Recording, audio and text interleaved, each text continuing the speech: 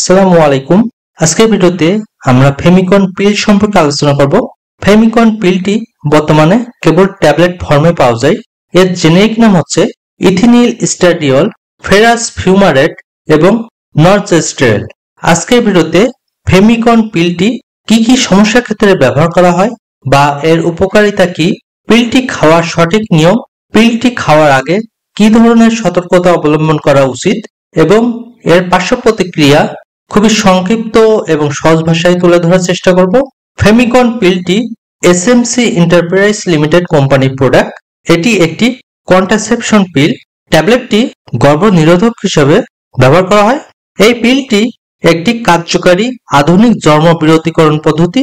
এটি একটি সম্পূর্ণ অস্থায়ী ও পরিবর্তনশীল জন্ম বিরতিকরণ পদ্ধতি।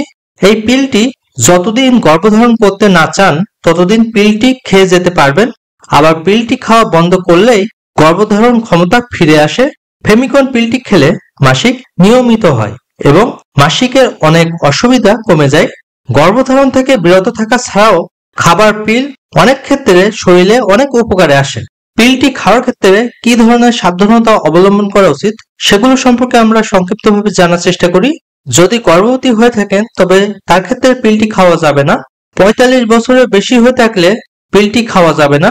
অতিমাত্রায় ধূমপায়ী মহিলাদের ক্ষেত্রেও এই পিলটি না খাওয়াই ভালো। আপনার যদি হৃদরোগ বা ধমনীতে রক্ত জমাট বাঁধা রোগ সহ আরো মারাত্মক রোগ থেকে থাকে তবে এটি ব্যবহারের পূর্বে অবশ্যই ডাক্তারকে জানিয়ে ব্যবহার করবেন। আপনার যদি লিভারে কোনো অসুখ থাকে বা জন্ডিসে আক্রান্ত হয়ে থাকেন সেক্ষেত্রেও পিলটি খাওয়া থেকে বিরত থাকা ভালো। উচ্চ রক্তচাপ, তীব্র মাথা ব্যথা, স্তনের ভিতরে গোটা বা শক্ত কিছু বোধ করা, অত্যাধিক রক্তস্রাব কারণ নির্ণয় হয়নি এমন অসুবিধা প্রত্যক্ষ করেন সেক্ষেত্রেও পিল ব্যবহার থেকে বিরত থাকা ভালো। এখন আমরা পিলটি খাওয়ার সঠিক নিয়ম সম্পর্কে জানার চেষ্টা করি। যদি আপনি মনস্থির করে ফেলেন যে আপনি ফেমিকন পিলটি খাবেন সেক্ষেত্রে পরবর্তী মাসিক শুরু হওয়া না পর্যন্ত অপেক্ষা করতে হবে। মাসিক শুরু হওয়ার প্রথম দিন থেকে মোটা তীর চিহ্নিত সাদা পিলটি দিয়ে ফেমিকন খাওয়া শুরু করতে হবে। পরের দিন থেকে প্রতিদিন নিয়মিত একই সময়ে সরু তীর চিহ্ন অনুসরণ করে একটি করে পিল খেতে হবে।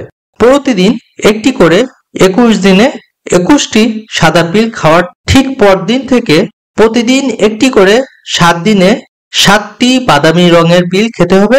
বাদামি রঙের পিল খাওয়াকালীন সময়ে সম্ভবত আপনার মাসিক হবে। মাসিক আরম্ভ হলেও বাদামি রঙের পিল খাওয়া বন্ধ করবেন না। বাদামি পিল নিয়মিতভাবে 7 দিন খেলে শরীরে লৌহ স্বল্পতা পূরণ হবে এবং পিল খাওয়ার নির্দেশিত নিয়ম ঠিক থাকবে।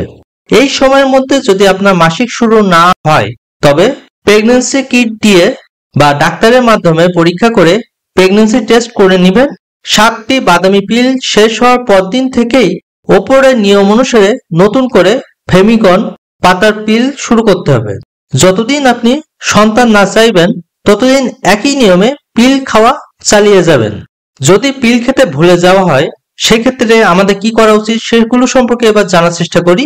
যদি কোনো কারণে একদিন পিল খেতে ভুলে যান তবে পরদিন যখনই মনে পড়বে তখনই ভুলে যাওয়া পিলটি খেয়ে নেবেন। তারপর ওই দিনের পিলটি নির্দিষ্ট সময়ে খেতে হবে, অর্থাৎ ওই দিন আপনাকে 2টি পিল খেতে হবে।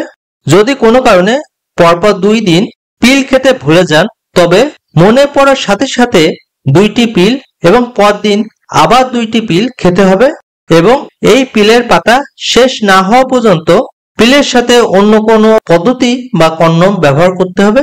তবে মাসিক নিয়মিত রাখার জন্য অবশিষ্ট পিলগুলি প্রতিদিন একটি করে যথা নিয়মে খেতে হবে এবং পরবর্তী মাসিক শুরুর প্রথম দিন থেকে আবার নতুন করে একই পদ্ধতিতে পিল খাওয়া শুরু করতে হবে।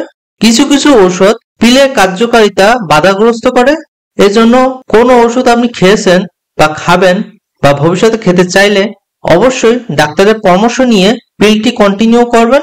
ফেমিকন পিলটি খাওয়ার পরে কিছু মহিলাদের শরীরে কিছু পার্শ্ব প্রতিক্রিয়া দেখা দিতে পারে, যেমন মাথা ঘোরা, মাথা ব্যথা, বমি বমি ভাব অথবা পিল খাওয়াকালীন সময়ে ফোঁটা ফোঁটা রক্ত মাসিকের আকারে বের হতে পারে। নিয়মিত পিল খেতে থাকলে 2-3 মাসের মধ্যে এই ধরনের উপসর্গ স্বাভাবিকভাবে দূর হয়ে যায়। যেসব মহিলার ক্ষেত্রে এ ধরনের উপসর্গ 2-3 মাস পরেও থেকে যায়, তাদের ডাক্তারের পরামর্শ নিতে হবে এবং ডাক্তারের নির্দেশনা মোতাবেক পরবর্তী মাসিক শুরু থেকে অন্য কোনো পদ্ধতি নিতে হবে। এছাড়া মাইগ্রেনের সমস্যা, দৃষ্টিশক্তির সমস্যা, বাকশক্তির সমস্যা, বিভিন্ন ব্যথা সহ আরো বিভিন্ন রকমের সমস্যা দেখা দিতে পারে। সবাই সুস্থ থাকুন। আল্লাহ হাফেজ।